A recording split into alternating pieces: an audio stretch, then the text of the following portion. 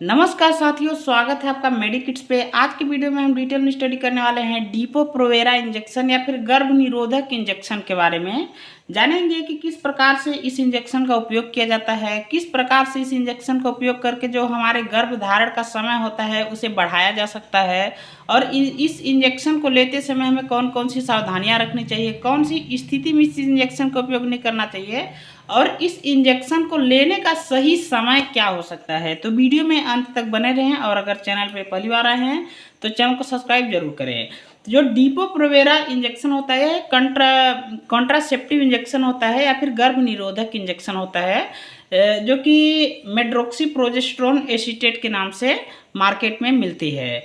यह इंजेक्शन मुख्य रूप से महिलाओं को जब ज़रूरत पड़ती है, जैसे कि एक बच्चे के बाद यदि एक गैप देना है कुछ समय तक, यानी कि कुछ समय तक हमें प्रेगनेंसी नहीं रखना है, तो उसके बाद मतलब उसे रोकने के लिए इस इंजेक्शन का उपयोग किया जाता है एक निश्चित समय तक। इस इंजेक्शन को प्रत्येक 3 महीने से लेकर 6 महीने तक के बीच में लगाया जाता है। यानी कि यदि एक बार इस इंजेक्शन को आप लेते हैं तो 3 महीने से लेकर 6 महीने तक इस इंजेक्शन को लेने के बाद जो गर्भधारण की संभावना होती है वह नहीं होती है। अब हम बात करें कि इस इंजेक्शन को लेने का सही समय कौन सा होता है, कब इस इंजेक्शन को लगवाना चाहिए।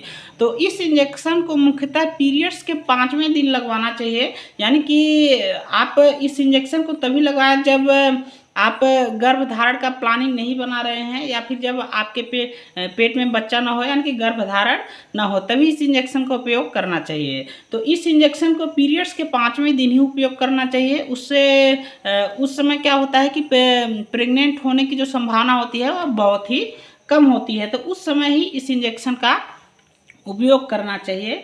इस इंजेक्शन को प्रत्येक 3 महीने में लगवाना चाहिए। इससे जो हमारे गर्भधारण की संभावना होती है वह नहीं बनती है। इस इंजेक्शन को लेने से कोई भी ऐसी प्रॉब्लम नहीं आती है कि बाद में आपका बच्चा नहीं रुक सकता है। तो इस इंजेक्शन को आपको लेना चाहिए, जिससे कि एक निश्चित अंतराल के बाद आप दोबारा बच्चे की प्लानिंग कर सकते हैं।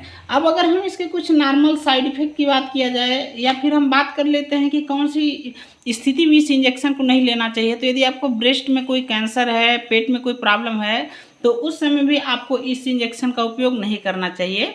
और इस इंजेक्शन को लेने के बाद आप स्तनपान करा सकती हैं बच्चों को, कोई भी प्रॉब्लम नहीं होती है। इसके अलावा हम इसके साइड इफ़ेक्ट की बात करें तो नॉर्मली इसके कोई बहुत ज़्यादा साइड इफ़ेक्ट नहीं देखे जाते हैं, लेकिन इस इंजेक्शन के कुछ नॉर्मल साइड इफ़ेक्ट देखे जाते हैं, जैसे कि आपको बेचैनी महसूस हो सकती है, कुछ दिनों तक कमजोरी और सुस्ती महसूस हो सकती है। उसके लिए आपको कैल्शियम और आयरन का मेडिसिन लेते रहना चाहिए। अब अगर हम बात करें इसके प्राइस की, तो यह 406 रुपये का अभी मार्केट में मिलता है। इस इंजेक्शन को हमेशा इंटरमस्कुलर ही लगाया जाता है, इंटरवीनस नहीं लगाया जाता है। इस इंजेक्शन को फ्रिज में नहीं रखना होता है, इसको 30 डिग्री सेंटीग्रेड तापमान में अप्रोक्सिमेटली रखा जाता है। यह फाइजर कंपनी के द्वारा मैन्युफैक्चरिंग किया जाता है।